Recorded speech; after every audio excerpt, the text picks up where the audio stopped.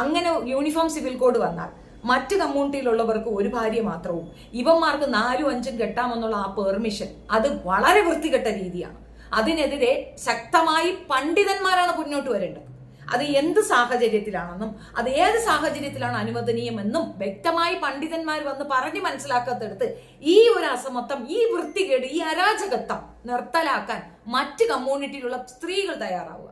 പെണ്ണുങ്ങളെ നിങ്ങൾ കെട്ടരുത്. അവന്മാരെ കെട്ടിക്കഴിഞ്ഞാൽ അവന്മാർക്ക് 10 ദിവസം കഴിഞ്ഞ് അല്ലെങ്കിൽ അടുത്ത 2 കുട്ടികളാവുമ്പോൾ അവന്മാർ വേറെ പോകും. കാരണം അവരുടെ മതം അത് അനുവദിച്ചു കൊടുക്കുന്നുണ്ടെന്നല്ല കാണിക്കുന്നത്. ഇത് നിർത്തലാക്കാൻ നമ്മളല്ല ബഹളം വെക്കേണ്ടത്, അതിനകത്തുള്ള പണ്ഡിതന്മാരാ പറയുന്നത്. ഇതിനകത്തുള്ള മെജോറിറ്റി പെണ്ണുങ്ങളും ഈ മതം ഉപേക്ഷിച്ചുകൊണ്ട് മാറിപ്പോകുന്ന ഒരു സാഹചര്യമുണ്ട്. അവരിൽ കൂടെ അവരുടെ മക്കൾ ഈ മതത്തിനെ വെറുക്കുന്ന ഒരു സാഹചര്യമുണ്ട്. അതിന്റെ യഥാർത്ഥ കാരണം ഇതാണ്.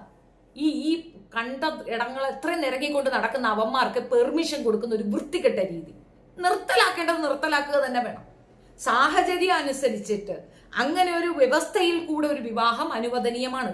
കള്ളവെടി വെച്ച് കൂടെ ചേർത്ത് പിടിക്കുന്നതിനെ അല്ല ഇസ്ലാം മതം അനുവദിച്ചു കൊടുക്കുന്ന വിവാഹ നിയമം.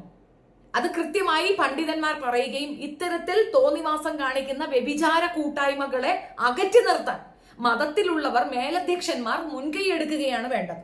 മതത്തിലുള്ള ആണുങ്ങൾ മുൻപോട്ട് വരണം. ഇപ്പൊ 2 വിവാഹം കഴിക്കുന്നു, അവർ 2 പേർക്കും സമ്മതത്തോടു കൂടി ഇപ്പൊ അനിയത്തിയും ചേട്ടത്തിയും ട്വിൻസ് ഒന്ന് വയ്ക്കുക, അവർക്ക് ഒരാൾ മതിയെന്ന് അവർ തീരുമാനിക്കുക, അക്സെപ്റ്റബിൾ ആണ്, സമ്മതിച്ചു കൊടുക്കാം. ഒരു പെണ്ണിന്റെ കണ്ണുനീര് കണ്ട് ഒരു പെണ്ണിന്റെ ജീവിതം ചവിട്ടി തേച്ചുകൊണ്ട് വേറൊരുത്തിക്ക് ജീവിതം വേണമെന്ന് പറയുന്നത് ഹറാം പറപ്പാണ്. അതിനെ ഈ ഹറാം പറപ്പ് എന്ന് പറഞ്ഞാൽ എന്തെന്നറിയാമോ? ഹറാം ഹലാൽ എന്നൊരു രീതിയുണ്ട് ഇസ്ലാമില്. അത് ഹറാം എന്ന് പറയുന്നത് നിഷിദ്ധമാക്കപ്പെട്ടത്, ഒരിക്കലും ന്യായീകരിക്കാൻ പറ്റാത്തത്, അക്സെപ്റ്റ് ചെയ്യാൻ പറ്റാത്തത്. അതായത് ജാരസന്തതികൾക്കേ അങ്ങനെ ചിന്ത വരുള്ളൂന്നാണ് ഞാൻ പറഞ്ഞത്. ഹാഷായിരിക്കാം എന്റെ വേർഡ്സ്. ഞാൻ ഏറ്റവും വെറുക്കുന്ന ഒരു കാര്യം ഇതാണ്. 2 ഭാര്യ 4 ഭാര്യ, ഇവന്മാർക്ക് എന്ത് കേമം. തിരിച്ചു പറയുമ്പം അതൊക്കത്തിൽ അത് ബയോളജിക്കലി സുനാന്ന് പറയും. എന്താണ് നിനക്ക് പറ്റുമെങ്കിൽ ഇവക്ക് പറ്റത്തില്ലേ? അവളും കൂടെ വേറെ കെട്ടട്ടടാ. ഇനി നിന്റെ കൂടെ മറ്റൊരുത്തിയുടെ ഭർത്താവിനെ ആഗ്രഹിച്ച് അവന്റെ കൂടെ കളിക്കാൻ പോയി കളിയിൽ പിടിപെട്ട അവക്ക് ഇനി ഒരുത്തനെ ഇഷ്ടപ്പെട്ട നീ അവനെ ചേർക്കൂ? മൊത്തം അങ്ങനെ ഒരു ഗ്രൂപ്പിസം ഉണ്ടാക്കുക. ഇതിനെ പബ്ലിസിറ്റി കൊടുത്തതിന് ഞാൻ ആ ചാനലുകാർക്ക് നന്ദി പറയുന്നു.